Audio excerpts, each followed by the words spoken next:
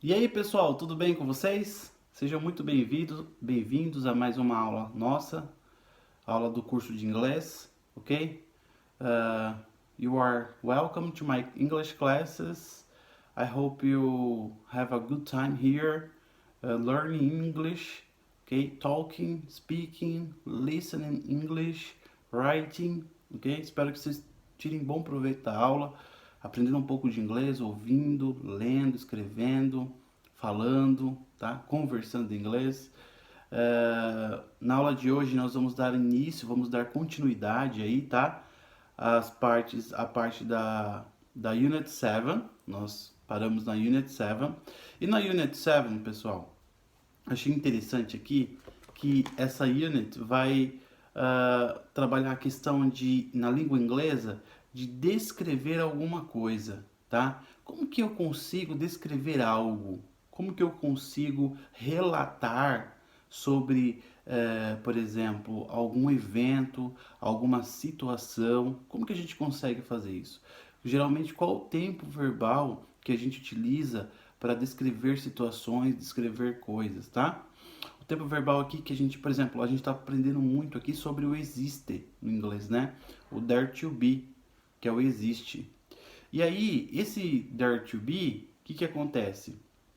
Ele vai trazer a explicação para nós de como na língua inglesa a gente explica que existe ou que há alguma coisa, tá?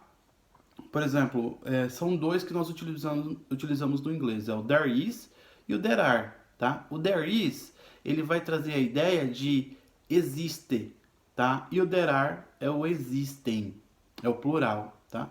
Na aula passada a gente falou sobre isso, a gente fez na page 63, né? Nós fizemos aí nessa página o quê? Nós fizemos uma exemplificação, existia um quadro, tá? E nesse quadro foi exemplificado como que são todas as formas desse verbo there to be, tá? Que é there is, there are, ok? Nós vimos na forma afirmativa, nós vimos na forma negativa e nós vimos ele também na forma interrogativa, tá? O there to be, que é, por exemplo, a afirmação there is, for example, there is a chair, existe uma cadeira, there is a chair in my bedroom. Existe uma cadeira no meu quarto, tá? Agora, essa mesma frase, se eu fizesse uma pergunta, como ficaria? Ficaria, is there? Is there a chair in my bedroom? Então é só a gente inverter, como vocês viram aí na página 63, é só a gente fazer essa inversão, tá? Para quê? Fazendo essa inversão, nós vamos compreender a escrita correta, tá? A escrita correta de uma pergunta na língua inglesa. E se eu falar que existe mais de uma cadeira? Que existem mais de uma cadeira? Como é que fica? Ficaria there are. Então, there are two chairs in my bedroom. There are two chairs in my bedroom. Ok? E se é uma pergunta, fica are there two chairs in my bedroom. Certo? Então nós vimos aqui a forma do singular, a forma do plural, a forma da afirmação e a forma da interrogação. A negação, vocês já aprenderam no curso de maneira bem tranquila, que a forma da negação é o quê? É só colocar o not. É só eu acrescentar o not na frente do verbo. Os verbos aí é o verbo is e verbo are. Eles são os verbos. Então, para eu colocar essas frases na forma negativa, nada mais é o que? Só colocar o not. Nada mais, só pôr o not na frente. Então vai ficar there is not a chair. There is not a chair in my bedroom. Não há ou não existe uma cadeira no meu quarto, tá? A forma da negação no plural é a mesma coisa, tá? É só acrescentar o not na frente do verbo are. Então ficaria there are not two chairs in my bedroom, ok? Então, por que eu estou voltando um pouquinho nisso aqui? Porque a gente vai fazer muitos exercícios a respeito disso, tá? São exercícios que a gente chama na língua inglesa de exercício de fixação. E esses exercícios de fixação, eles vão o quê? Eles vão forçar o aluno a pensar a respeito desse assunto, a exercitar esse assunto. Por exemplo, você vai fazer uma, duas, três. Quanto mais vezes você fizer isso, quanto mais vezes você repetir esses exercícios de fixação, óbvio que diferentes exercícios, mas que trabalha o mesmo conteúdo, vai fazer com que você compreenda, com que você entenda de maneira simples na sua mente, tá?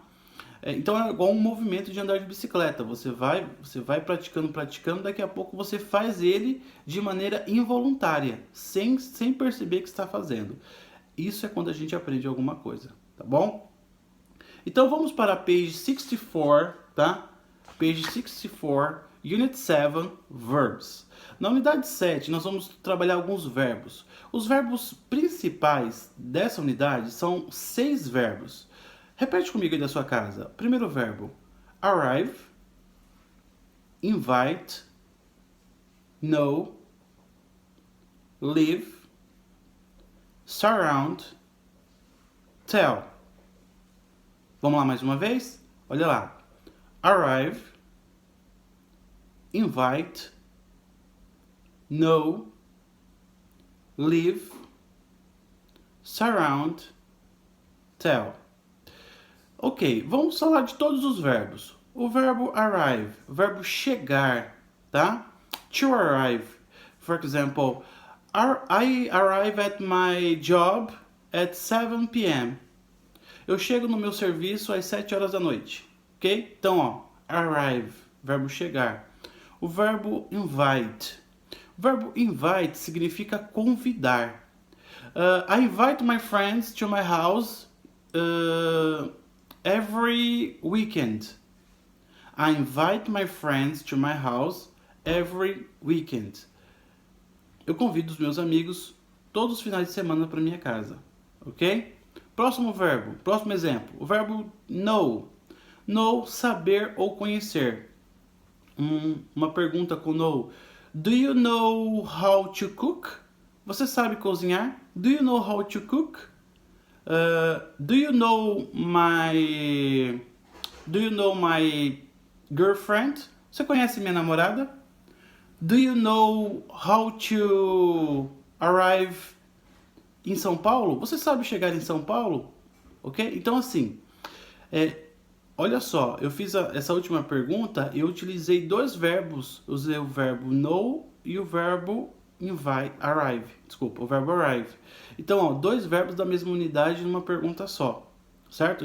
É muito bom fazer isso porque quando você tem uma pergunta, você trabalha dois verbos que você aprendeu ou que você está aprendendo na unidade, isso faz com que você, num exercício só, trabalhe mais conteúdos, ok? Próxima, o verbo to live, tá? Lembre uma coisa, o verbo to live, ele pode ter dois significados e duas formas de falar. Eu posso falar live e eu posso falar live, tá? Se eu falar live, significa viver, morar. Exemplo, I live in Brazil since 2000. Eu moro no Brasil desde o ano 2000. I live with my grandfather. Eu moro com o meu avô. I live in Santa Catarina. Eu moro em Santa Catarina, ok? Então, olha só, o verbo live, ele traz essa ideia de morar. Mas também o verbo live traz uma outra ideia, que significa ao vivo, tá? Ao vivo. Aí, por exemplo, só que aí ele não vai vir com uma ideia, por exemplo, não vai vir com a pronúncia de live, e sim de live. Por isso que existe esse termo live, né, que as pessoas falam, vou fazer uma live. Por quê? Porque ela está ali simultaneamente falando do outro lado da tela. Por isso que é uma live, ao vivo, tá? Esse live vem da expressão inglesa de on live. On live significa ao vivo, certo? E por isso que a gente fala live e se escreve L-I-V-E. E o outro verbo, o verbo live, A gente fala live e se escreve L-I-V-E.